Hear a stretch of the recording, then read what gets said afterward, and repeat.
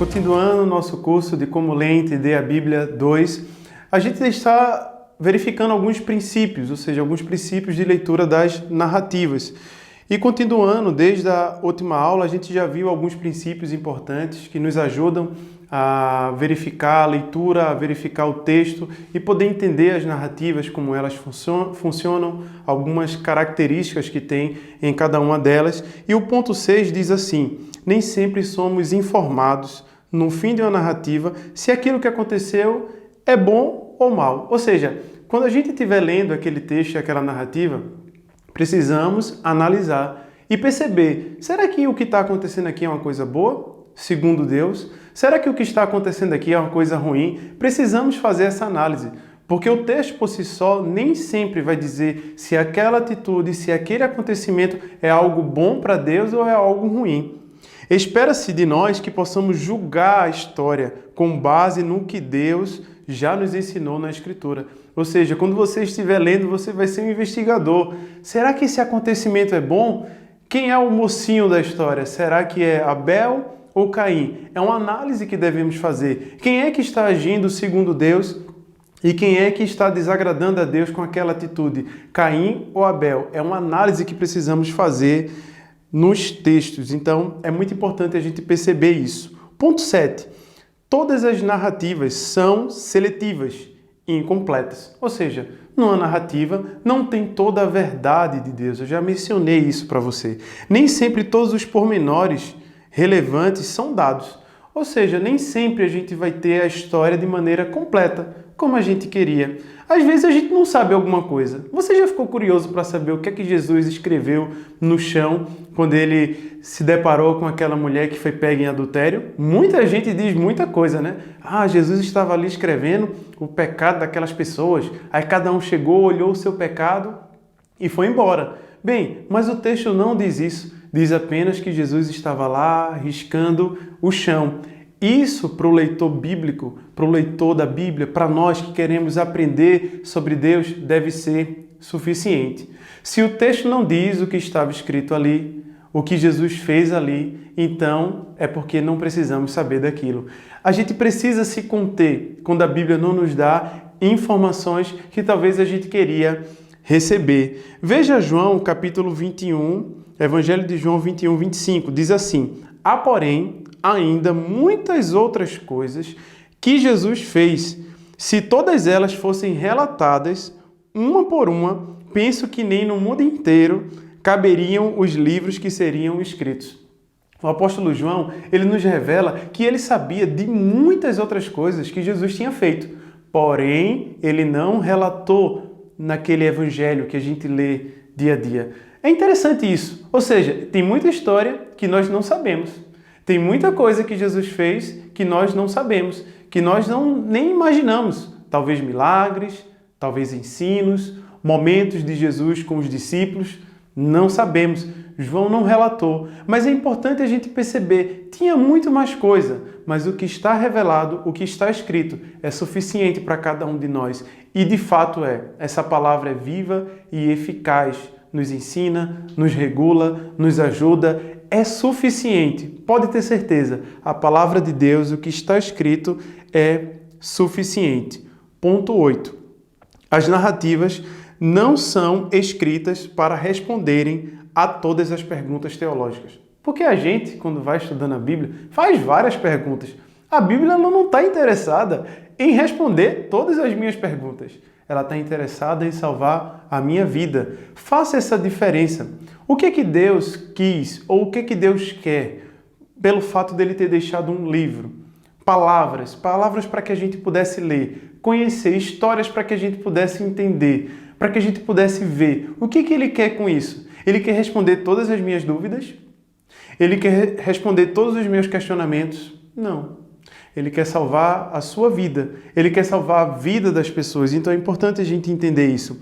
Tem propósitos limitados, específicos, particulares e tratam de certas questões, deixando as demais para serem tratadas às vezes em outros lugares. Lemos às vezes numa narrativa um assunto e em outra narrativa, às vezes, tem aquele assunto que a gente queria que tivesse, naquela que lemos anteriormente. Então é assim a leitura, ela é gradativa, ela é pausadamente, é com calma, não é com muita pressa. Até porque, pense no livro que foi escrito durante pelo menos 1500 anos, não é em 10 minutos que a gente vai entender todo ele.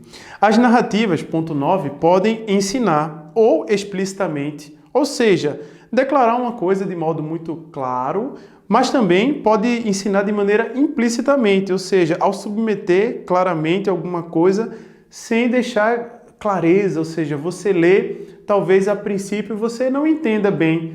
Lembra quando eu li aquele texto sobre a serpente? Lembra que eu li no Evangelho de João? O apóstolo João, ele disse que assim como aquela serpente foi levantada no deserto, assim também Jesus, o Filho do Homem, precisava ser levantado para salvar a humanidade. É uma comparação que foi feita.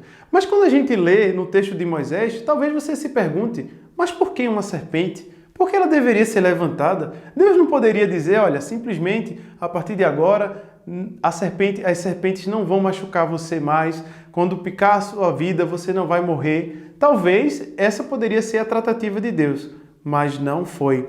Deus, ao contrário, disse, Moisés, levanta uma serpente para que toda pessoa pudesse olhar para ela. Bem, talvez no início a gente não entenda. Lá na frente, quando o apóstolo João esclarece e diz, quando Jesus também na cruz foi levantado e posteriormente subiu às alturas, ressuscitado, assim também foi o que aconteceu lá com Moisés. Da mesma maneira que aquela serpente salvou, Jesus também nos salva. 10. Em última análise, Deus é o herói de todas as narrativas bíblicas. Ou seja, um princípio importante é justamente entender que Deus, ele é sempre o herói. É Deus sempre que está trabalhando. A ênfase nunca é no homem. A ênfase nunca é nas pessoas. É sempre o que Deus está fazendo através da vida das pessoas. Porque é Deus o herói. É Deus que está agindo. Lembre, não é uma história comum. É a história de Deus com o seu povo. É a história de Deus com as pessoas.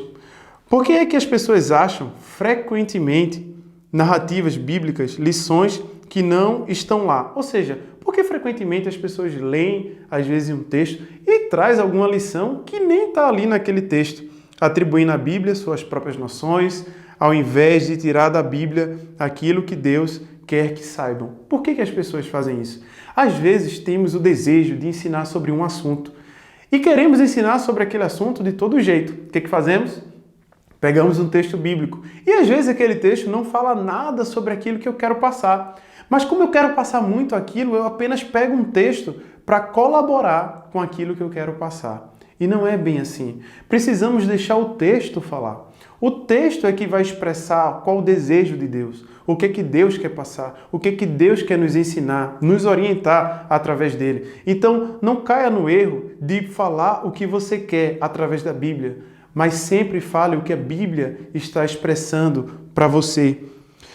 Às vezes as pessoas estão desesperadas por informações que ajudarão e às vezes até usam alguns textos fora de contexto. Tudo posso naquele que me fortalece. E às vezes o pensamento de tudo posso é poder tudo. Eu vou conseguir esse carro. Por quê? Porque tudo posso naquele que me fortalece. Vou conseguir essa casa. Por quê? Porque tudo posso naquele que me fortalece.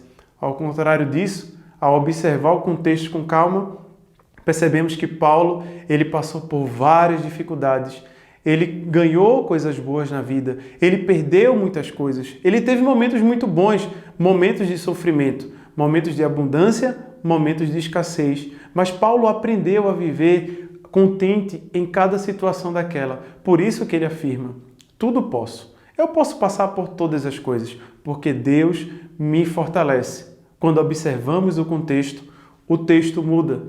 Mas quando tiramos do contexto, quando pegamos aquele texto apenas para expressar aquilo que queremos, isso é um erro muito grande. A palavra de Deus, ela tem eficácia quando Deus fala e não quando nós falamos.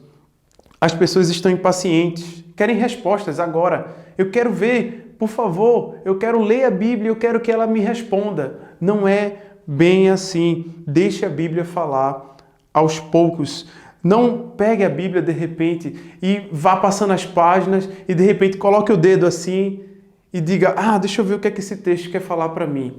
Não é assim que nós lemos a palavra de Deus. As pessoas esperam erroneamente que tudo na Bíblia se aplique diretamente como instruções para suas próprias vidas individuais. Às vezes a gente lê e já traz diretamente. Por exemplo, o texto que a gente leu de Moisés, de repente a gente lê ali e diz, assim como Moisés abriu o mar, Deus vai abrir os meus caminhos. Não, nós estamos pegando aquele texto e trazendo para uma realidade da nossa vida que não necessariamente é para que seja trazida desse jeito. Moisés teve que ter fé, teve que confiar em Deus para atravessar aquele mar. Esse é o ensinamento. E talvez nós precisamos ter fé. Mas às vezes a gente pega ou se apega àqueles textos que mostram o sobrenatural, que mostram alguns milagres de Jesus, e a gente se apega a eles e diz, eu quero que essas coisas grandiosas aconteçam na minha vida. E a gente já lê diretamente, trazendo para cada um de nós, mas quando tem aqueles textos que mandam a gente ter paciência, que mandam a gente perdoar, que mandam a gente ter tolerância, que mandam a gente ter temperança, nem sempre a gente se atrai muito por esses textos. Vamos ver alguns erros comuns que acontecem na interpretação de narrativas. Alegorização, ou seja, ao invés de se concentrar no sentido claro, as pessoas dão outro significado além do texto, como a gente estava conversando aqui agora. Descontextualização, ou seja, não respeitam o contexto histórico ou literário. Tem um texto de Tiago bem conhecido que as pessoas leem muito, que diz assim, aquele que sabe que deve fazer o bem e não faz, nisso está pecando. E as pessoas usam esse texto para tudo, para tudo. Ou seja, se você não ajudou alguém e você sabe que deve fazer o bem e não faz, nisso você está pecando. Mas quando a gente lê aquele texto, ele está falando sobre isso, sobre ajudar pessoas. O próprio texto inicia dizendo, vejam vocês que se programam e que dizem, nós vamos para outra cidade, vamos vender e vamos fazer negócios e vai dar tudo certo. Lembre da sua vida, é como uma neblina que aparece e logo se dissipa. Ao invés de dizer isso, vocês devem dizer, se Deus quiser, eu vou fazer isso ou aquilo. E no final ele diz, aquele que sabe que deve fazer o bem e não faz, nisso está pecando. E o bem nesse texto é simplesmente colocar Deus à frente de todas as coisas que você vai fazer. E não simplesmente uma ajuda diária, ou seja, ajudar um necessitado. Seletividade envolve a deliberada escolha de palavras e frases específicas para concentrar a atenção, desconsiderando as demais. Ou seja, às vezes a gente é muito seleto. A gente lê um texto, mas a gente se apega somente a alguns pontos para poder focar a atenção naquele momento. Mas a gente tem que entender que um versículo ele está dentro sempre de uma história. Ele está dentro de um contexto maior. E todo o contexto é interessante e importante. A gente não pode simplesmente focar apenas numa parte, num versículo. Combinação falsa. Combinam elementos daqui e dali numa passagem e tiram uma lição de sua combinação sem levar em consideração os contextos. Ou seja, eu pego vários versículos soltos, misturo tudo, quase que uma salada, e começo a ensinar, e começo a falar. E não é bem assim. A gente precisa verificar o contexto de cada um desses textos, né? Redefinição, ou seja, quando o sentido claro deixa as pessoas sem emoção, sem produzir nenhum deleite espiritual imediato, ou diz alguma coisa que não querem ouvir, frequentemente são tentadas a redefini-lo para dizer outra coisa. Às vezes a gente lê um texto que não necessariamente nos emociona, nos deixa eufóricos. E o que a gente faz? Às vezes o pensamento é, peraí, como é que eu posso enfeitar esse texto? Para que ele possa emocionar as pessoas. Para que as pessoas possam chorar. Para que as pessoas possam ficar emocionadas. O texto não tem a intenção de nos emocionar. Não tem a intenção de nos deixar eufóricos. Tem a intenção de nos salvar. Não podemos perder de vista justamente o plano de Deus na história bíblica.